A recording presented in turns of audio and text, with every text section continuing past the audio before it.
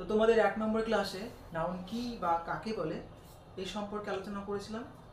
আর 2 নম্বর ক্লাসে নাউনের যে 5টি ভাগ সেইটা নিয়ে আলোচনা করেছিলাম। আর আজকের ক্লাসে নাউনের 5টি ভাগের ডেফিনেশন সঙ্গে পূর্ণ ব্যাখ্যা দিয়ে ক্লাসটা শুরু করব। চলো দেরি না করে শুরু করা যাক। দেখো, প্রথমে যে নাউনের 5টি ভাগ জেনে নিই কী কী। Proper noun, common noun, collective noun, material noun, abstract noun. দেখো, প্রথমে আছে কি প্রপার নাউন। চলো প্রপার নাউনটা কি সংজ্ঞা সহকারে বুঝে নিই। দেখো, proper noun is a name of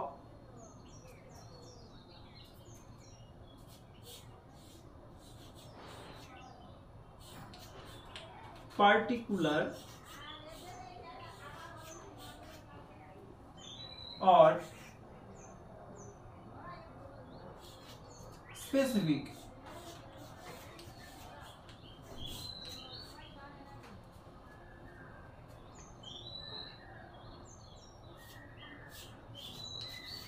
person,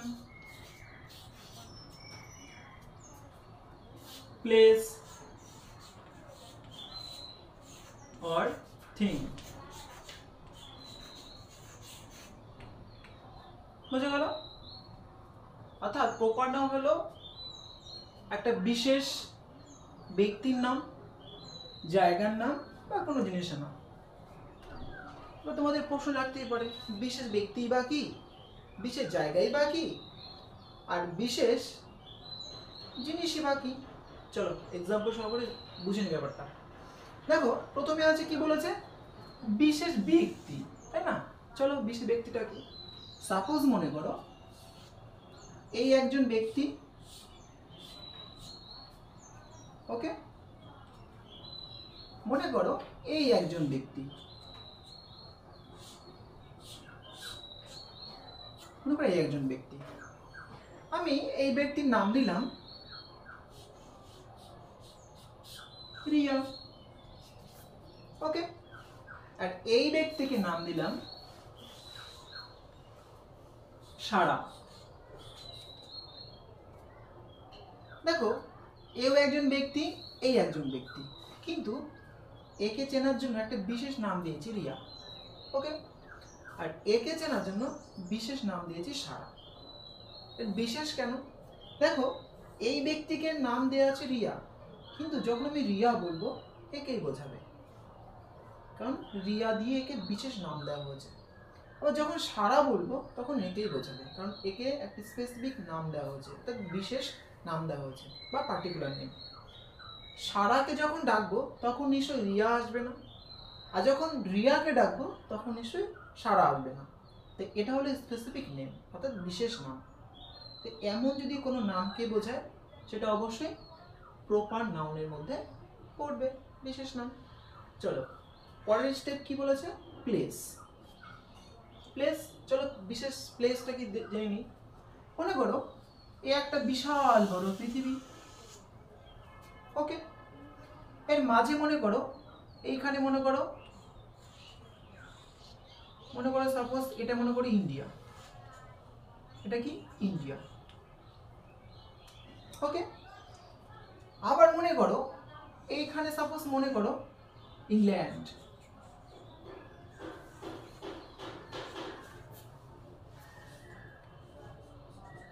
England, বোঝা গেছে? দেখো, বিশাল বড় পৃথিবীর ম্যাপের মাঝখানে একটা বাউন্ডারি দিয়ে ঘেরা নির্দিষ্ট একটা প্লেস, একটা জায়গা, তার একটা নির্দিষ্ট নাম দেওয়া হয়েছে, কি বলতো, ইন্ডিয়া। ইন্ডিয়ার আবার এখানে দেখো একটা প্লেস বাউন্ডারি দিয়ে ঘেরা, নাম দেওয়া হচ্ছে ইংল্যান্ড। তাহলে দেখো, এই নির্দিষ্ট এরিয়া দিয়ে ঘেরা এই জায়গাটাকে বিশেষভাবে চেনার জন্য একটা নাম দিল ইন্ডিয়া, আর এখানে বিশেষভাবে চেনার জন্য নাম দিল ইংল্যান্ড। অর্থাৎ এটা হচ্ছে একটা স্পেসিফিক প্লেসের নাম। অর্থাৎ যখন ইংল্যান্ড বলবো তখন নিশ্চয়ই এই বাউন্ডারি দিয়ে ঘেরা ইন্ডিয়াকে বোঝাবে না। আর যখন ইন্ডিয়াকে মানে বোঝাবো, ইন্ডিয়া নামে ডাকবো, তখন এটা ছাড়া নিশ্চয়ই ইংল্যান্ড এরিয়াটাকে কিন্তু বোঝাবে না। তাহলে এটা হলো কি বলতো, স্পেসিফিক নেম। বোঝা যাচ্ছে স্পেসিফিক নেম।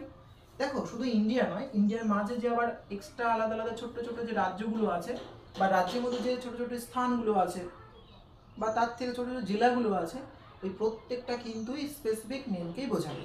বোঝা যাচ্ছে বিশেষ নাম দিয়ে যদি ওই প্লেস নেমগুলোকে মানে আইডেন্টিফাই করা হয়, তাহলে অবশ্যই কিন্তু সেগুলো কি বলতো প্রপার নাউনের মধ্যে পড়বে, এবং সেটা একটা কী ধরনের প্রপার, একটা জায়গাকে নির্দেশ করে এমন একটা প্রপার নাউনের মধ্যে পড়বে। বোঝা যাচ্ছে ব্যাপারটা? দেখো পরেরটা কি আছে, থিংস মানে জিনিস। চলো জিনিসটা আমি বুঝিয়ে দিই। যেমন ধরো এই একটা বই,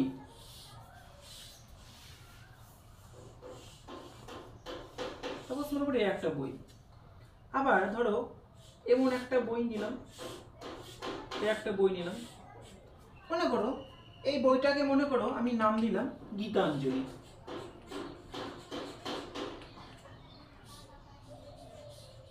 গীতাঞ্জলি। আর এই বইটাকে ধরো নাম দিলাম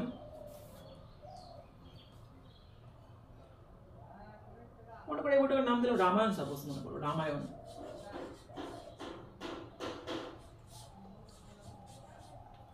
দেখো বই দুটো তো জড় পদার্থ, তাই না, থিংস। এইবার এই জিনিসটাকে, এটাও বই এটাও কিন্তু বই, কিন্তু এই বইটাকে বিশেষভাবে চেনার জন্য নাম দিলাম গীতাঞ্জলি, আর এই বইটাকে নাম দিলাম কি বলতো রামায়ণ। তাহলে কি হলো, এটা হলো বিশেষ নাম, এটাও কিন্তু একটা বিশেষ নাম। যেহেতু থিংসকে বুঝিয়েছে বিশেষ নাম দিয়ে, তাই এটা একটা কি বলতো, এটাও কিন্তু একটা প্রপার নাউন। সেটা কেমন ধরনের, থিংসকে আইডেন্টিফাই করছে। বোঝা যাচ্ছে? অর্থাৎ গীতাঞ্জলিকে আমি কখনো রামায়ণ নামে ডাকতে পারবো না, আবার রামায়ণকে এটা নাম ডাকতে পারবো না। চলো